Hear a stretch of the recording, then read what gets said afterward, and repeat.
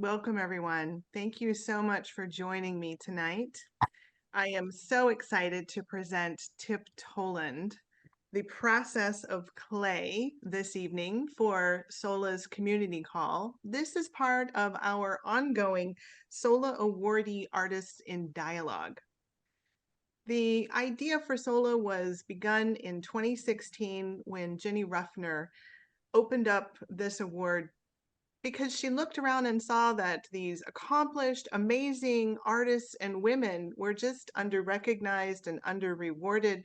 And so she started the SOLA Award. Since 2016, we have given $77,000 away to 21 individuals. Tip Toland was one of our first. Gloria Borenstein was our very first in 2017. And then in 2018, we had Tip and two other artists that we were able to honor. And tonight we continue to honor Tip and the work that you do. I started with a gratitude for an amazing opportunity to share her work and to share this with you. So I'm just gonna real quick, make sure that we recognize as a Washington state nonprofit organization that we acknowledge that the lands we stand on are the traditional lands of the Squaxin, Nisqually, and all Coast Salish peoples. And we specifically honor the Duwamish people, past, present, and honor the land itself in the Seattle area where SOLA is located. So thank you for honoring that with us. And especially on this Earth Day, I'm so excited to share Tip's work working with clay. And we have some interesting stories about this, don't we, Tip? Hopefully. Tip Toland, again, is our 2018 SOLA awardee with two other artists, and I'm super excited to share her work tonight. We're going to start with Grist from 2011. And Tip, if you will, can you share a little bit about this piece for us? Yeah. Well, thank you everybody for hanging in and for joining tonight. I appreciate that. Thank you, Nicole and Marge and Ginny and Allison, so much for all you do for SOLA, and thank God for SOLA, because it really is such it's a real help and a way to appreciate older women and what they do. So this is a piece I was revisiting my adolescence, and there were three pieces that you'll see here from that adolescent period. I don't know exactly why I needed to do this, but I just wanted to, and it kind of came, sometimes the work comes from like taking a class. And in this case, it did. So I had a model for the top half of her, which I did in class. It was at Gage Academy. Yes, it was this piece, and I brought it home, and then I needed to find and make up and do work for my own body to get the legs to come under her. And because the model had this gesture, I kept thinking she's full of angst, and she's probably wanting to chew off her braid, because when I was a kid, I got my hair braided every morning by my mother, who braided it way too tight. And my instinct was to bite it off or chew it off like a dog at school. It never occurred to me just undo the elastic bands. So that's what this piece came out of. So then I had to sort of invent the legs. And this is an armature she's a little smaller than life size. So I had to then put the legs together with the top half and see if I could make them work. Because there's an interesting twist that you'll see you'll see the twist. And the tricky thing about doing this sculpture is it's a standing sculpture, which makes anything in clay way trickier, because the legs don't really want to hold, unless they're fired, hold up that much clay above them. And I work solid, so I had to hollow out the whole top, put that aside, work on the bottom, hollow those out, and put them back together, and then cut them. The cut seam is at the thighs, so that's epoxy holding those together after firing. And I cut the ankles as well, so because it's easier to line up the feet so that they'll lie flat against the floor if they're epoxied afterwards.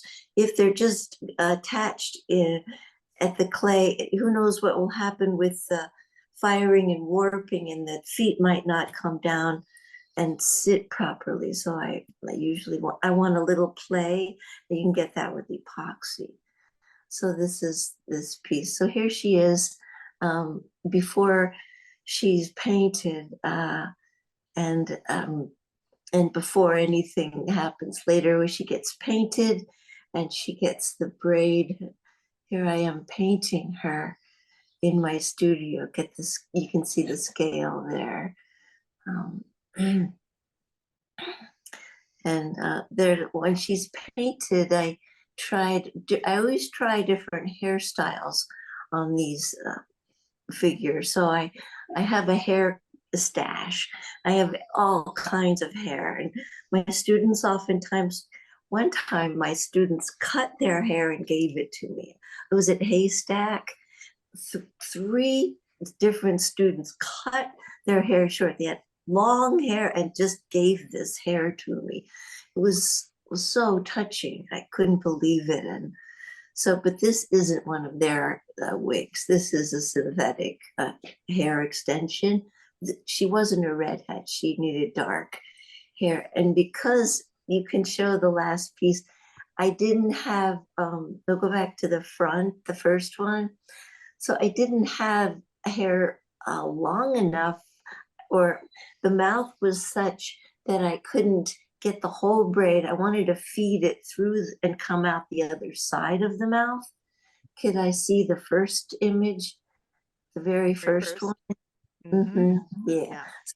Two different braids that that one went in and then glued, and then another one came out the other side. So that's how we solved that problem. I had a really good assistant at that time. She solved it. Does anybody have questions? I could happy to answer a question. Is that allowed? Let's, if it's okay, if you would like to put your questions into the chat, and then we can address them later. And shall we move on to this next piece? Yeah. Yeah, this is called Letter to God, and this is life size. This is how I imagined I would look if I were a teenager today. I know I would do something pretty drastic with my hair, because I dyed my hair endlessly in boarding school when I was there. So so I wondered, and I wanted to get it. I would want to get a tattoo, and so I know if I asked my parents, they would forbid tattooing. So I just thought, well, I'll just give myself a big pen tattoo. And so, but at the same time, I cartoon a lot. I always cartooned in my notebooks, but at the same time, I had serious questions that I wanted to ask God. And so I wanted to doodle and ask God these questions, and I liked the result that I came out with, because I've always doodled, and I could never find a way to enter the doodling into the sculpture. They were just two separate things that I did, and I wondered, will I ever be able to do that? And this allowed for that to happen.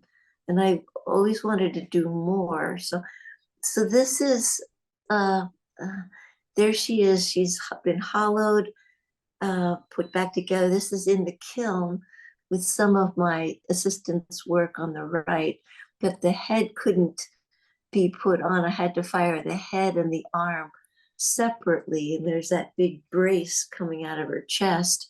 That's just so that support for support. And then she gets all glued back together after the kiln process. I like this because I sort of wanted to be a hairdresser when I was a kid also. I, I was always messing around with hair, and I like it. So this was cool to do the hair on this one, although it took forever. It was blonde hair, real blonde hair that we dyed black up to a certain point. So then we would cut the black and take just like 15 hairs at a time and glue it down straight on top, just straight, no on the side at all, straight in, and super glue it down. And we had to send 30 seconds for each plunk of hair. And so that was, we would pray, and the prayer always was 30 seconds long. And so it took a long time to and then I just like giving her makeup, and I wanted her to be earnest. She really was trying to do this, trying to write a letter to God. So so that's I think I like this piece still. I do like some of these images because I didn't take a lot of I didn't think I took a lot of images of the tattoo, of the doodling, but so this was mostly from my sketchbooks. I just drew from my sketchbooks, delivered them back onto the figure, and then made them up. And I made some stuff up just on the leg. So, but that's how I came upon it. Yeah, I still want to do more sculpture with doodling. I just think it's cool. Okay. There's another one. She'd have black fingernails, which she does, and I really like getting the feet with that kind of coloration. Okay. And you said she's life size, or yeah, yeah, life size. This was the third adolescent revisiting piece that I did. And I went to this boarding school, and we would always be getting put on these buses and shipped and bussed over to various different military academies, or at one point it was the Annapolis, the midshipmen. We had a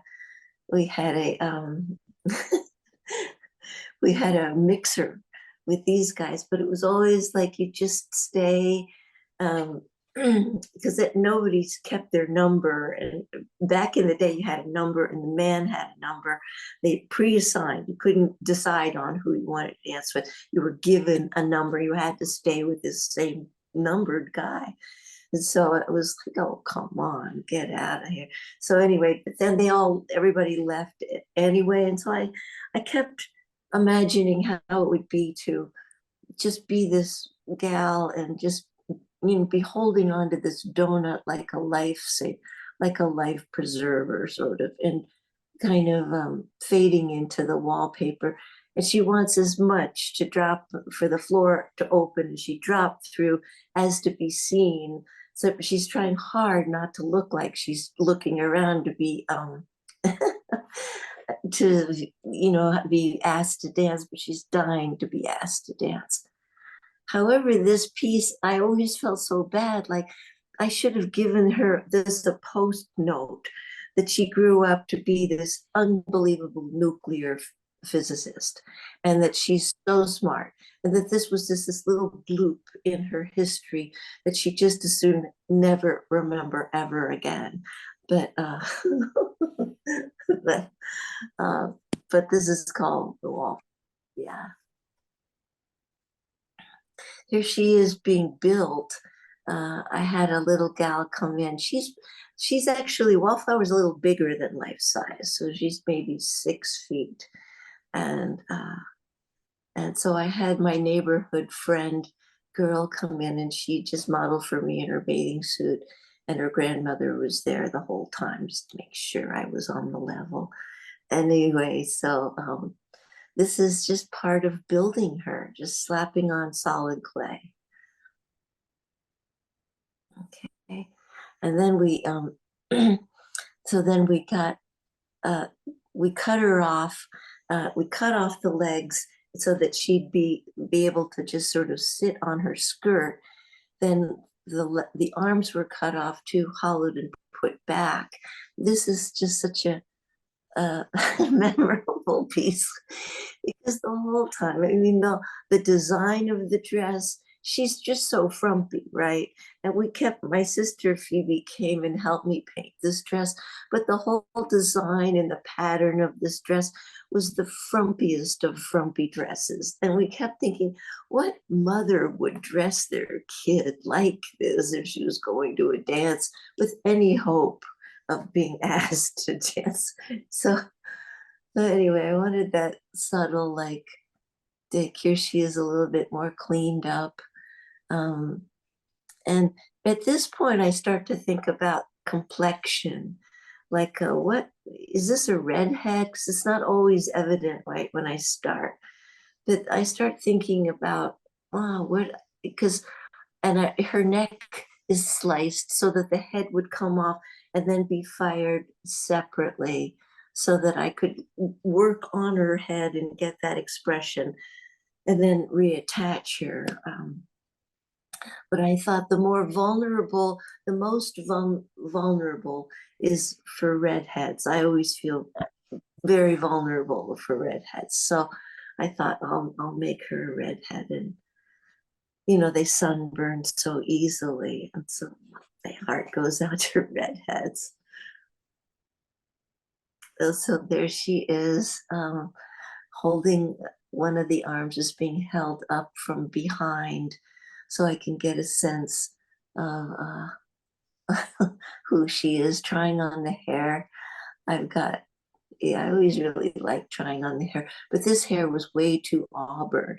I wanted that light colored, so that would also disappear against the wallpaper. Okay, so then we had to cut her. This was the cut seam and the fire seam. So we cut, as you're building solid, you have to keep going down, cutting off chunks, hollowing them out, and then reattaching. So it's never like continuation. It's just you reattach and then you keep going little by little, but you have to continually think about what's the firing plan? What's the plan? How can I fire her so she won't warp and fold or anything? And so we fired her this way and then put her back together after firing. There she is. So she's a little taller, almost 6 feet, I think. Yeah. A little wallflower gal. So there she is. And now she'll get, that's right. I had to, because she's so tall, we had to put stay lines right through the front of her skirt that would attach to the armature, so she wouldn't swing forward and she'd be steady. Okay. Then here, this is after my sister came and we painted the dress, and we just had such a riot painting that dress, and then the donut, and this is right before they came to take her away. I'm still trying to put paint on her fingernails, and at this point I've worked so long on her and I feel so close to her that she's told me, like, I don't care for that shoe color. I would never wear mustard colored shoes. And I had to say, listen, honey, you got to wear these. They're ugliest shoes. I know, I wouldn't wear them either. But because you have to look so frumpy, you're going to have to wear these shoes, dear. anyway, so that's her. And there she is with those eyebrows that just sort of disappear, and the dress kind of disappears against the wallpaper, and and that's about it. Yeah, That's okay. amazing, Tip. So thank you so much for sharing those with us. What inspires you to do work that's so autobiographical? Oh, yeah, yeah. Most of the work, almost all of the work I have done is intensely, some of it is absolutely self-portrait, autobiographical, but some of it is just other characters, other characters, that different faces, but it's really my being that is in there. And I've had to work out some of these issues, sort of psychotherapy, by making these big pieces. It helps me kind of come to terms with them, and I'm very drawn to vulnerable populations, because my heart goes out to them like underdogs, and and I just and then I just but their story has to really hit home, and then I can go with it. Everybody's story, doesn't hit home. It just has to really uh, affect me personally, and then I have a place to work from. But it's always in me, it's always, so it's, if it's not directly about me, it's just that I totally get it. Hmm. And is that why you work like life size to really embody that empathy? Or tell me about the sizes, because actually there are pieces, Wallflower being one of them, that's much larger. What do you work, life size or larger? Tell us about that. Yeah, scale is very interesting. That's a great question, because usually the larger the piece is, the more I want to confront the viewer. I want the viewer to not be able to not deal with this figure. I want to really force the confrontation. If it's smaller, I want to, there's a little bit more of a cuteness factor. So they're a tiny bit easier to dismiss because they're smaller, and you can't help but get a feeling of, oh, isn't that sweet and kind of cute? And then life size is just right away. It's just one to one. And that's often very unnerving. And usually I want that kind of unnerving, like one to one. I have done some great big pieces. Are you going to show those pieces that I did not include Africa in this presentation, but we can still talk about her if you like. well, it's just that that one is sort of an exception, that great big black woman, 10 feet long, called Africa. And I did it actually just because it was a mother wish, I've come to know later on. I really just wanted to lie down and be my scale next to a 10-foot big, beautiful black woman. I just wanted to lie down next to her and kind of have her shelter me. And I know that, but that's the biggest piece I've ever done. Mhm. And often I've done much smaller pieces, but I like the life size, because uh, you don't have to sort of deal with any scale per se. You can just one to one connect, and you kind of don't have to think about it. Why is the scale big? Why is it small? Um, we set her hair, actually. We had to deal with her like she was a real person going out into the world. We get her hair all set to go on view. It did sort of fall into a nice kind of a flip, but she was real curly at first. it seems to me there's this component, this psychological component that maybe some of them, as you mentioned, you're working out. But then there is this other challenge that you give yourself of working with pieces that are so large, that are standing, that the top is heavier than the bottom, which doesn't always work with clay. Like you were saying, you had to figure out how to work this piece in particular. What is what is your thought behind working with these pieces that are so large, or maybe there's information or knowledge you'd like to share about working with pieces that are so large in clay?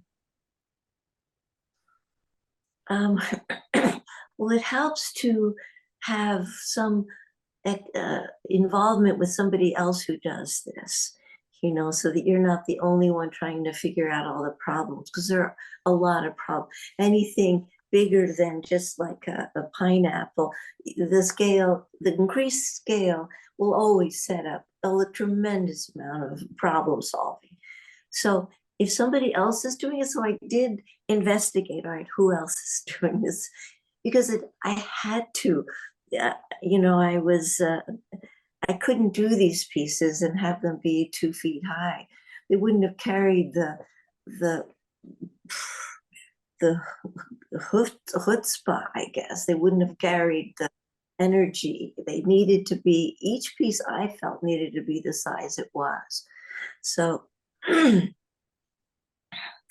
um, but I did a little bit of homework with other people that um, worked this big. Beth Kavner was one, and she worked solid as well.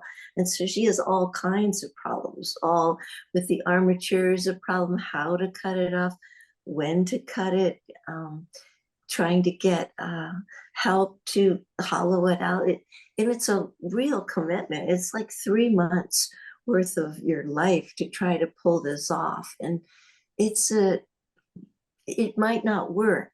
I mean, I don't know if Wallflower is all that successful. I wouldn't say that it's my most successful piece. I think I could have pushed it further.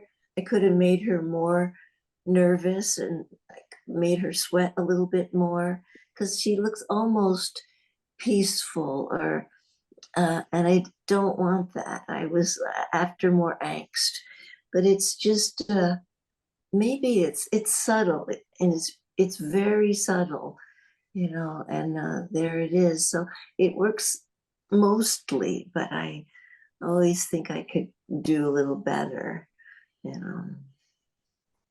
What is the most challenging issue that you faced in the process?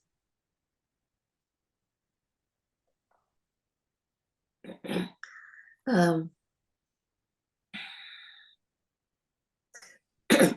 it's always trying to get the gesture to work with the face, to get the entire spirit of the piece so that it carries the emotional charge, so that it carries the day. I mean, everything is in service to that, right?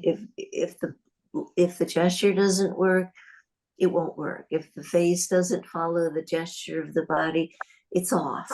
And it's off because we're so tuned into the human body. So the whole thing, the facial expression is just an extension of the gesture, I think. And so you have to get gestures, really everything. It's all about gesture. So even though it's subtle and she's sort of frumpy and stuff, I might have rounded her shoulders more. I might have slumped her a tiny bit more forward, but she's trying her best to hold up while she's scanning the room for guys, and it's just terribly embarrassing to be the only one left on the side of the room and be not asked to dance. Or I think perhaps I made her taller, because when I did go to dance class, my mother sent all of us to dance class when we were kids. All the boys were so much shorter. They were all short. They all came up to, and it was about this age, they all came up to my chin. And then you just would have to dance with them. Nobody looked you in the eye, and the guys would just grab in their clammy hands. No offense, guys, but their hands were really clammy, and they would grab onto the back of your dress. It would be all sweaty, and then just, it was so unpleasant. So the gesture is, it sounds like, is how you really breathe life into these pieces. Yes, very well said. That's better. That's good. Yeah. Yeah. And so I know you're an incredible teacher. There are many people that have shared with me, oh, I took a class with Tip and it was fantastic. What, if you will, what is one of the most important things that you tell your students? Oh, well, I think one of the things I tell my students most is to go and really try to put yourself in the shoes of the model, or in the spirit of, if it's a photograph, like really empathize with that character, get inside of that character, and or even take the pose that the model is holding in the middle of the class. It'll help you. It's sort of a theater thing, but it'll help you get into the the character. And the more you feel that character, it will come through. I believe it will come through. And so I recommend that you do that. That's one thing I like to recommend. Another thing I like to recommend is that you go for information. So if there's a part that you don't see, that you like on the Wallflower, I can't quite remember. No, no, I do remember. I would sculpt her without the clothing and then put the clothing on her. So I had some anatomical referencing. I just didn't make a skirt. I wanted the body underneath the skirt, and then I would put the skirt and then hollow the whole thing. Just because I think it lends for credibility. It a little bit more, even though it's just sort of a tube of a skirt, there's a little bit more anatomy. And I believe that we're really tuned into anatomy, and the more believable that anatomy is, the better the work. Thank you for that. We'll pay you extra for your little tips and classes that we're that we're getting today. What should they not do? Well, I'll just say that whenever I guess, especially when it comes to anatomy, whenever I'm guessing, I'm not right. I think, oh yeah, I know this. I never do know. And I always have to redo it. And so I think it's good not to guess, to actually get the information, to get the anatomy book out, to get the model, bring in the model and work from that model or anatomy book. So if you can do that and not guess, that I recommend that. Um, let's Thank see. you. I don't know what else I tell them not to do. It's I, probably in the moment, isn't it? yeah, yeah, but I do. I think guessing is, and everybody does it, and I do it, and because it's just so tedious sometimes to go like, oh, I don't, that's close enough, that's a nose, everybody knows it's a nose, and it's like, but what are the nostrils really doing up in here, up inside, it's a, so then you go, okay, I get it now, that shape of the kidney bean shape. And so I mean, I'm always messing, but I always, the more I do actual refer to real anatomy, because this is a made up face, even though I was the model for this, and photographed. My husband always photographs me all the way around. Many times he has to do it. But then this was somebody else's face that I invented. So I had to just look up anatomy things from that book to get her. And you mentioned that you have sort of a dialogue with these characters. How does that play out? And I'm interested in the dialogue that you have with them. And then you mentioned the shoes of Wallflower, that she didn't like those shoes, and you said no, she has to wear those shoes. How does that work with the character building, and then also the paint and on the surface, the hair? Oh, it's all of these are decisions, like especially the complexion, like what kind of skin tone would you have? And I kind of knew about the hair, so that was my lead in.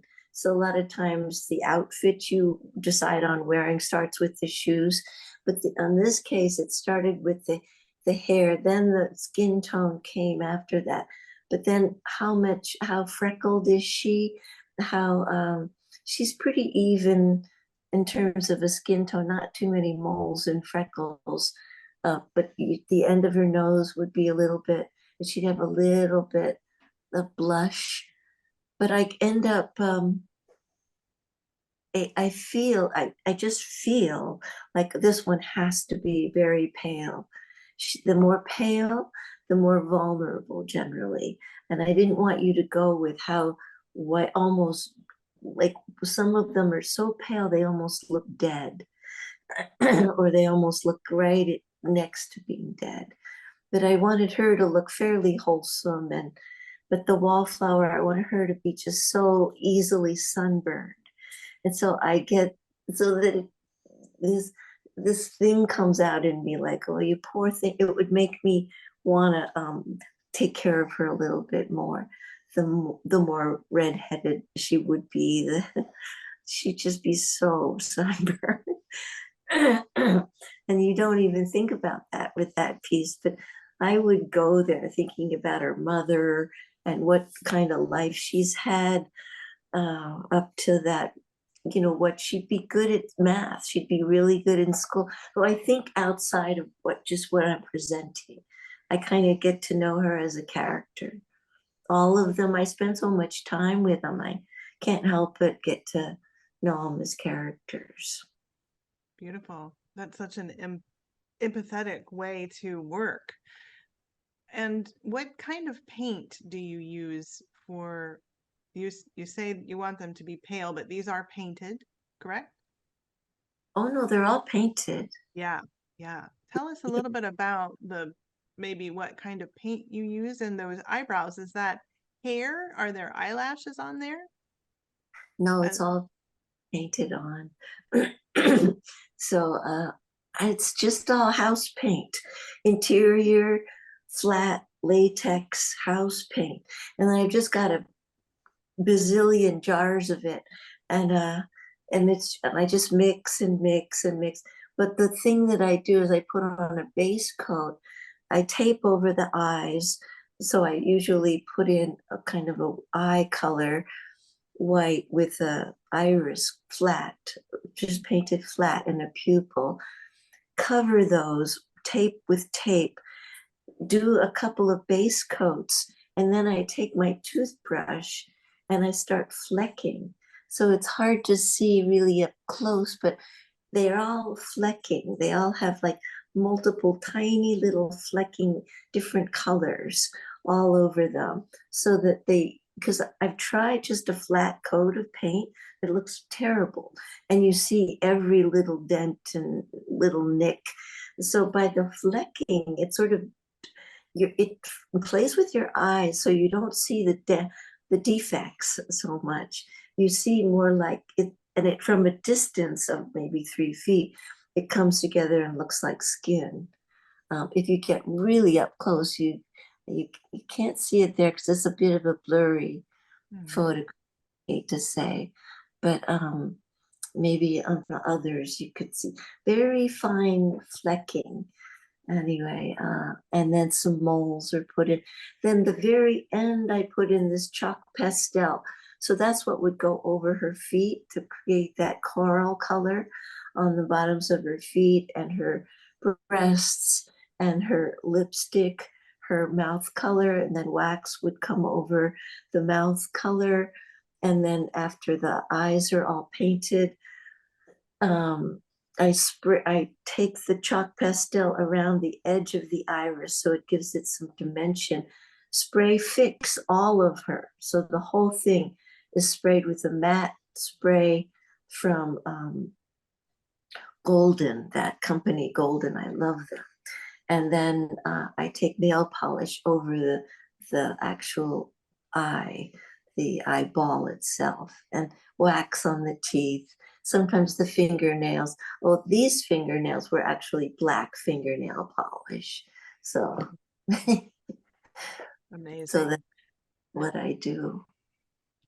I'm just Yeah. going to go into the chat and see if there are any questions here.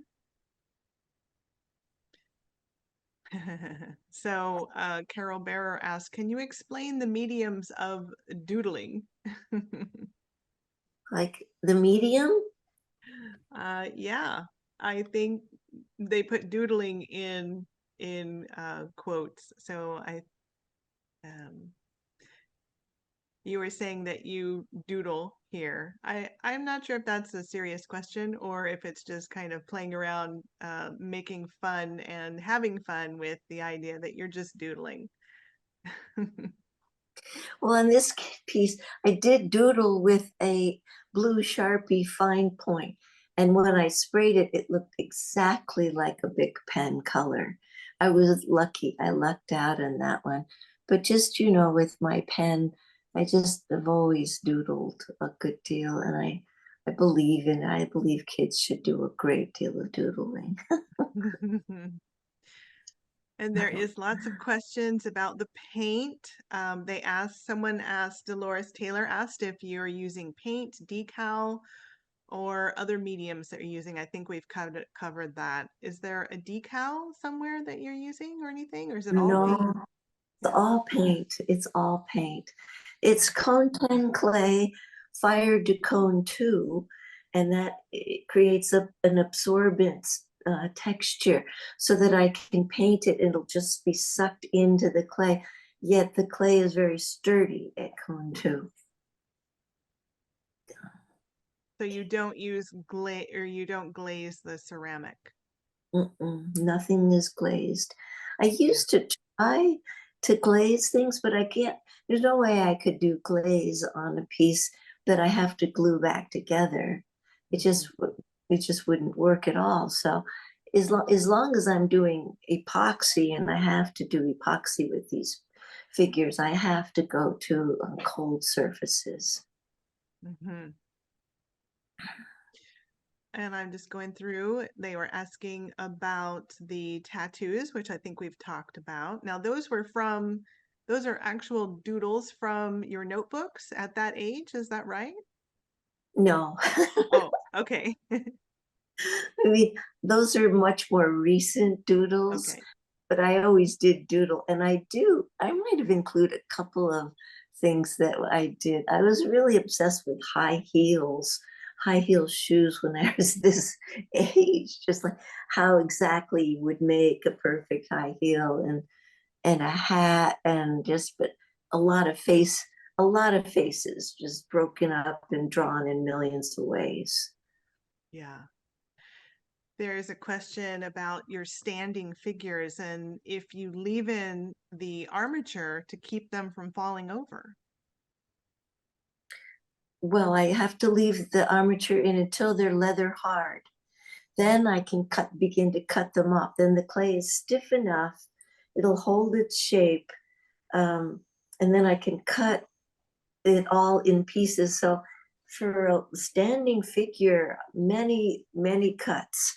So I would cut, if I was cutting an arm, I'd cut it here, right? Shallow wrist, cut it before the elbow, after the elbow, right before so it's going to create many cuts, then all put back together at the leather hard stage. Then it dries quite slowly and then it gets fired. And some things can't get put back together because they have to be fired separately. So that's why it looks like it does here. Mhm. But you have to kind of like the process, and it's intense. It's really annoying. It's a kind of a love-hate with this process. I'm always so glad I made these pieces after I made them, but they're like epic. It feels like you're going on this epic journey when you start one of these pieces. So you better have a lot of measurements, lots of, if it's like a, to start with, I have this idea and I have to really feel the idea and get my whole spirit behind the thing. Then, like this one, Letter to God, then I get into the position. Kenny photographs me all the way around, and then from the top, and then from the bottom, and then takes measurements. So I have to have it all measured out. Then I have to conceive of the armature that would fit this particular piece and then construct it. Then only then can I start slapping on the clay. So it's an event. It's like quite a long process to go through it. The details are my most favorite part, because then they come to life. She just starts to come to life, and if it's good, I mean, if it's working, I think, then I get startled and I just get a chill. Then it's like, oh my God, it was worth it. Uh, but they That's how don't you all know it's done, that chill. kind of, yeah, yeah. Mhm. There's a question here wondering what you're working on now. Well, can you see behind me? There's a there's a piece there, and there's a couple of heads there, and anyway, there's a couple of heads over there. Anyway, it's a show that I'll have in September at the Traver Gallery, and and it's about ventriloquism, and so it's got some dummies. So I love like moving away from the body and clay and moving into a dummy body, but having a head that's clay and hands and feet that are clay. So I could animate it, but I don't maybe have to go through all of the so that like I want to move the gesture. I want to be able to move these things around and play with. I guess I want to play with them.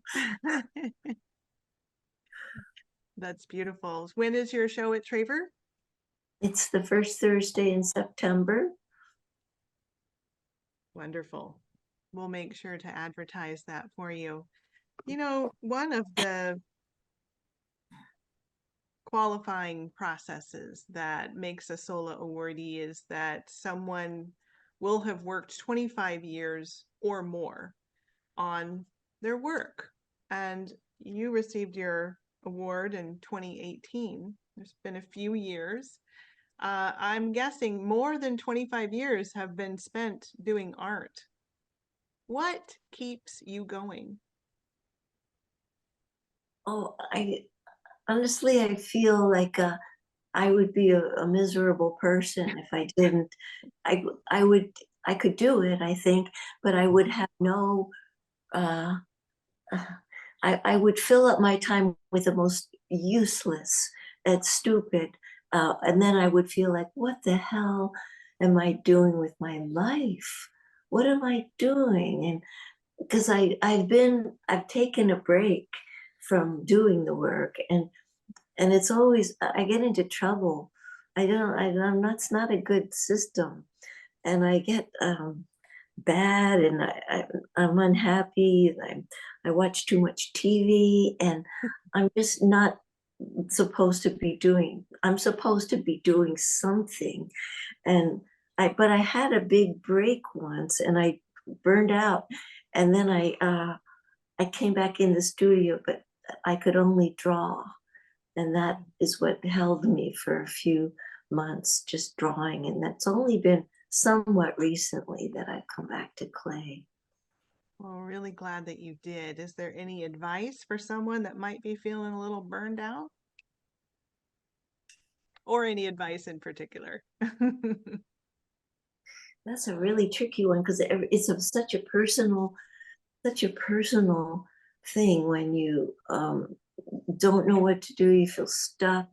And I've heard some other artists that I respect a lot, and it's like, just go to your studio and doodle. Just, it doesn't have to be anything. Just go there, get a pencil, get a piece of paper, and start doing anything you want. Or it's sometimes, it's so easy to distract oneself, and just find any excuse in the book to not go to the studio. Mm. However, it's important to go, even if it's just a teeny bit, just a teeniest little bit, to remind yourself this is what you're supposed to be doing. But for me, I would just be, I know I'm supposed to be doing this. I can't do anything else. I can clean houses. That's what I can't do anything else. So I have to do this. Is all I know how to do. We're so glad that you're driven in that way, Tip. The work is amazing. And I will share one other thing from the chat from Dick Notkin. He says, Tip, the subtlety of Wallflower is its strength. Any more might have been too much. I find it to be quite successful, just my opinion. A great piece. Well, Dick, I have to agree with you. I listen to Dick Notkin quite a lot. He's also my brother-in-law, and so he lets me know what he thinks on a regular basis, and but I'm always grateful. He's always dead on.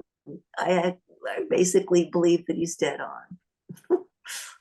Well, we appreciate his comment. We appreciate everyone's comments today. Thank you for your questions. And, when I asked you, Tip, when you would like to do this, and I threw out that today was Earth Day, you jumped on it so fast. Is there anything that you'd like to end with today regarding Earth Day, or, maybe some information, something new or interesting that is specific to you about clay, pottery, or you're not a pottery person, the ceramist that you are? Any feedback about Earth Day? Anything you'd like to say? Well, clay is such a miracle in a way. You can get clay to look like just about anything. That's one of its most extraordinary qualities. It can just be even glass. You can look through it. It can be so fine, the porcelain, you can look through it, and it can just take on anything that you're imagining, just about anything your imagination comes up with. Plus, the stuff of it is just right out of the earth. And I found some when I was a little kid. I never had it before. I walked through a big clay puddle, or it was on the Chesapeake Bay, and it was slimy. And I just pulled up a big clay, red earthenware, all slimy, and it was remarkable. And I could throw it on a rock, and then I made a little head right there, and then never touched it again for years and years. But it stayed with me because it's marvelous. I don't even like that particular aspect of it. The slimy stuff never really turned me on. I'm more like a carver. I like carving. So there's sort of something for everyone in clay. There's the muck part of it, then there's the building thin, and then the pottery part of it is remarkable, and then there's the carving, and that's my favorite, the carving part. So satisfying. It's just a satisfying thing. So I thank Mother Earth for her clay given to us all, just right there. Just go dig it. That's Can you beautiful. dig it? Well, thank you so much, Tip, for sharing everything. Oh, thank you for tuning in, everybody. This is appreciated. Thank you everyone for tuning in. This has been recorded and it will be available next time. So thank you for joining us. We look forward to seeing you next month. Thanks, Nicole. Thank you. Thank you, Tip. You bet.